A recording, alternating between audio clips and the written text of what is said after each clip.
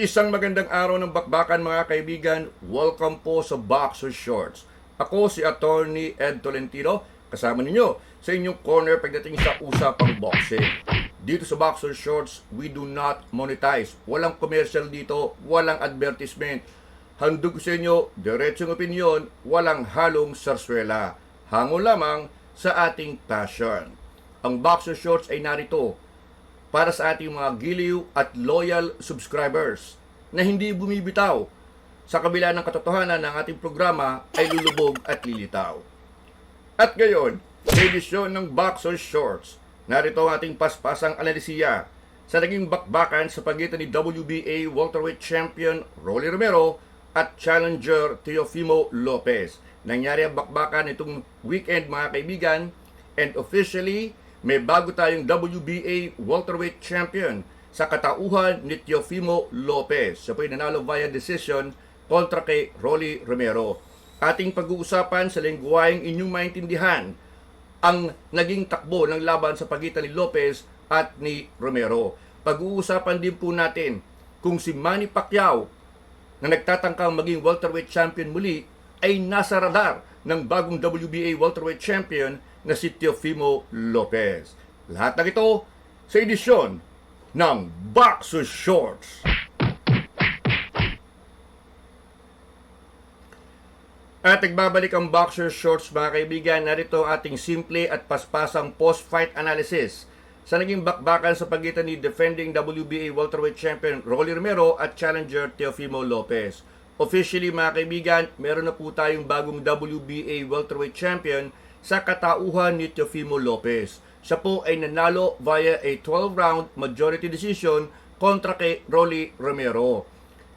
Ang majority decision mga kaibigan, simple lamang. Meron pong isang judge, dideklarang tabla o 114-114 ang laban sa pagitan ni Lopez at ni Romero. Pero yung dalawang judges, iniscore ang laban para kay Teofimo Lopez, kaya naman ang majority ng tatlo ay dalawa.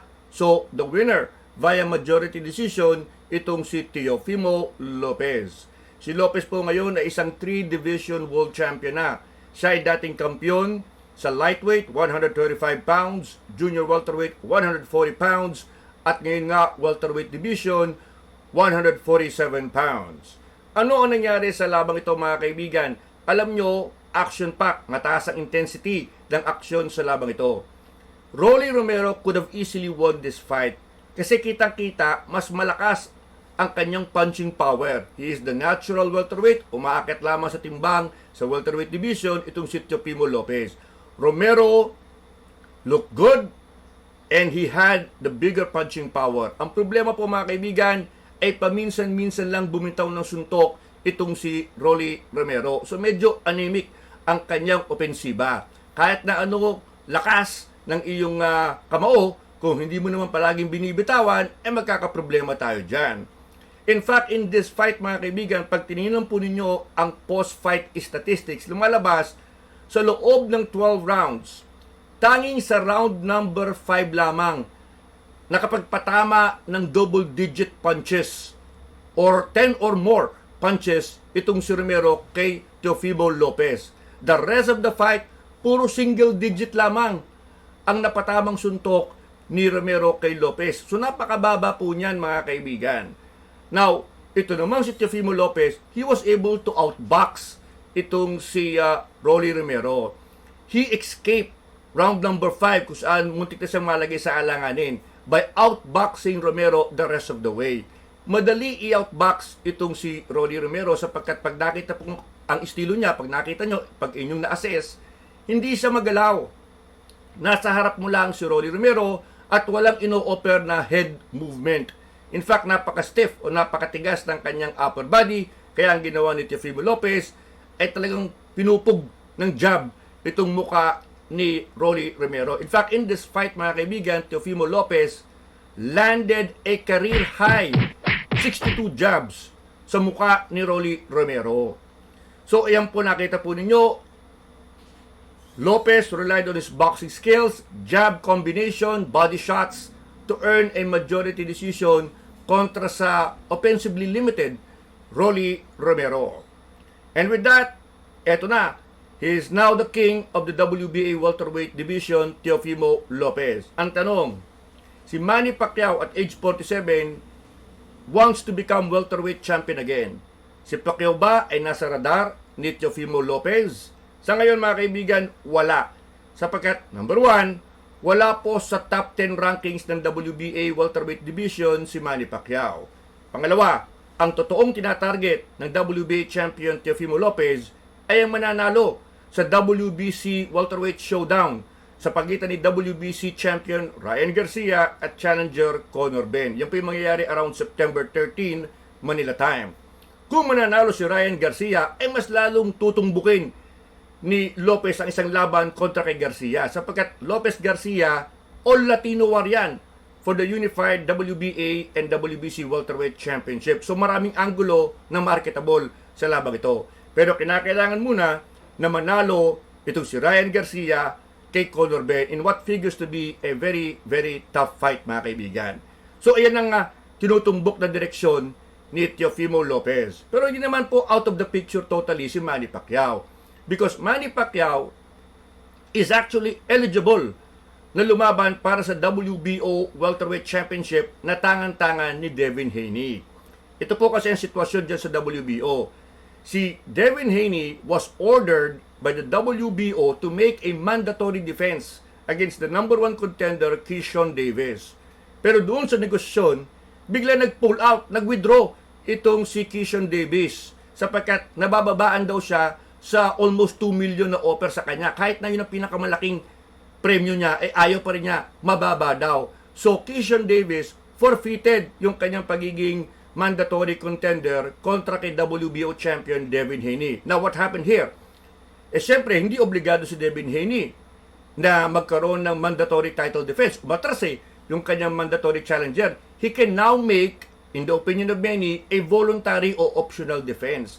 Manny Pacquiao is ranked within the top 5 by the WBO in the welterweight division. So, pwedeng piliin siya ni Devin Haney for an optional defense.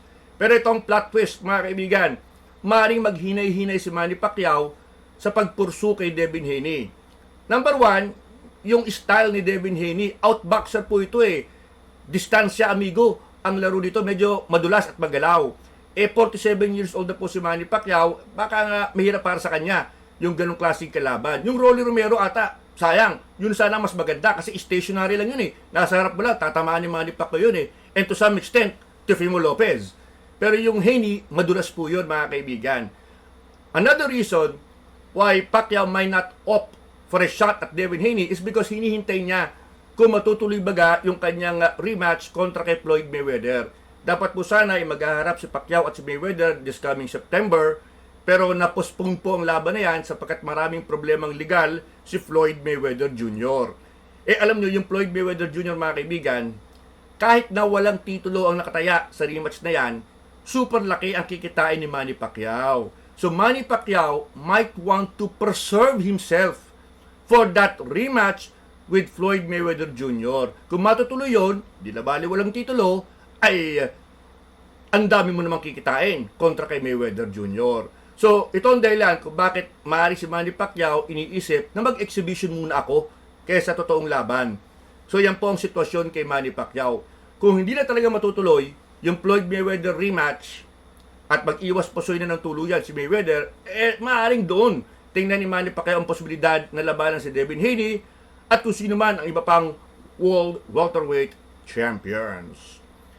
At yan po ang buod ng ating Boxer Shorts for today mga kaibigan. Naway naliwanagan po kayo sa ating post-fight analysis. Napaka-exciting po ng welterweight division ngayon.